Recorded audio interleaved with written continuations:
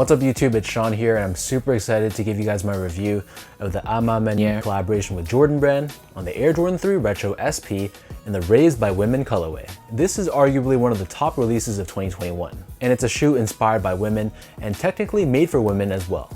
So this is a women's release, but fortunately they're releasing in bigger sizes as well. So safe to say, unless you have really massive feet, most people should be able to grab this pair in their size.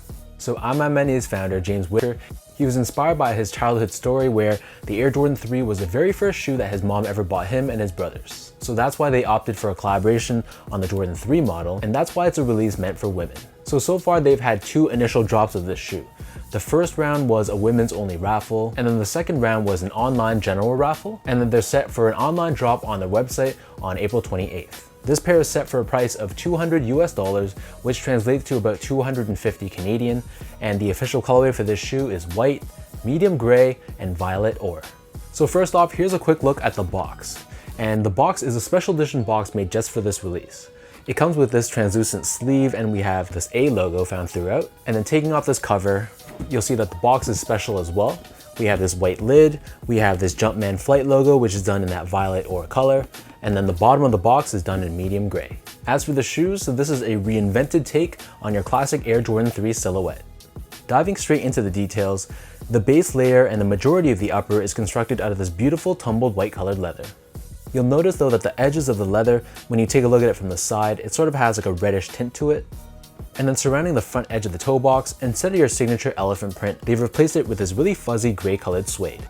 Moving downwards, the eyelets of the shoe have this yellow tint to it, which adds to the whole vintage aesthetic of the sneaker.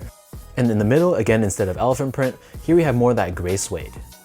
Moving downwards, we have more of this tumbled white leather, and then surrounding the bottom, wrapping around the back heel, we have more of that gray suede. Gray suede is also found at the top of the ankle collar area as well, and then attached to the back heel, we have this yellow tinted heel tab with Nike Air branding done in this darker gray finish. Another thing to note, if you flip the tabs backwards, we have a couple different phrases. So on the left foot, it reads, "All we have is each other." And then on the back of the right foot, it reads, "You have to get comfortable walking alone." For the laces, the standard laces these come with is a white colored lace. And on the lace tips, we have the words "work" and "harder." If you're not feeling the white laces, they also give you a secondary pair of these yellowed colored laces as well. But for me, I think I prefer the look of the white one, but honestly, both options are really nice. Underneath the laces, we have your tongue, which is also constructed out of that tumbled white leather. And then embroidered at the top, we have Maniére A logo on the left foot and the Jumpman logo on the right foot. To add to the whole premium feel of the shoe, the inner liner is done in this satin material in this quilted finish. And then taking a look at the insoles, these come with these custom insoles. It's done in this violet ore color, and we have a Jumpman logo on the left foot and the A logo on the right foot. Hanging off the shoe, there's also these two hang tags as well, one of which is your classic Nike Air plastic hang tag. So the upper of these Jordan 3s sits atop this full-length polyurethane foam midsole. The midsole is painted in a combination of white at the top, this vintage-looking yellow finish on the bottom, and then surrounding the back heel, we have this glossy violet ore finish. Underneath the heel, we have this cutout, which reveals the Nike Airsole unit that's found within the midsole for cushioning. And then turning the shoe over to the bottom, here we have your classic Air Jordan 3 outsole. So this is done in a combination of gray, white, and violet ore. We have this circular traction pattern on the forefoot, and instead of Jordan branding, we have Nike branding, which matches the branding on the back heel tab, and this is found towards the back end of the outsole. So that breaks down the look and the construction of these Jordan 3s. For those wondering how these fit, so I'm a true size 10, slightly on the wider side.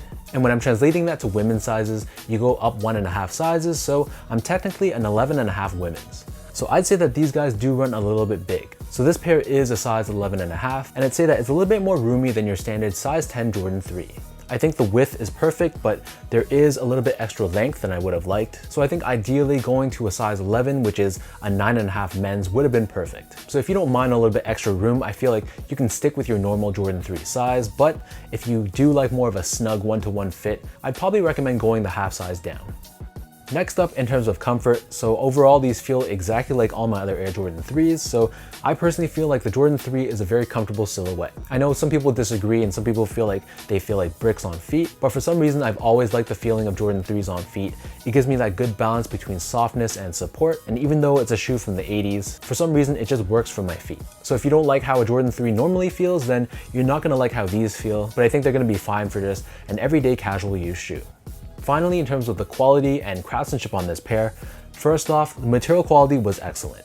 The white leather they used, like I mentioned earlier, was very plush and very soft, and the suedes felt very high quality as well. However, the actual craftsmanship wasn't the best. There were some noticeable issues, including some glue stains, some areas of the paint that weren't perfectly done. So this pair at least was a little bit disappointing that the craftsmanship didn't match the quality.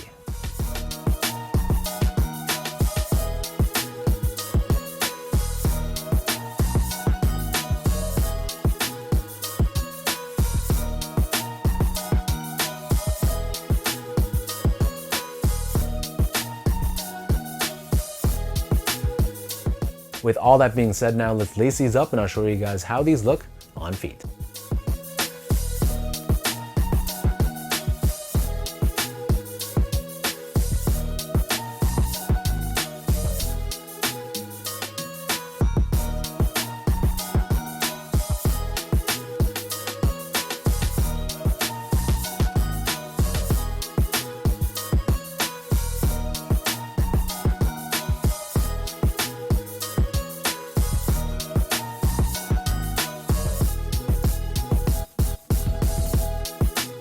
Overall, I think this is a really beautiful shoe.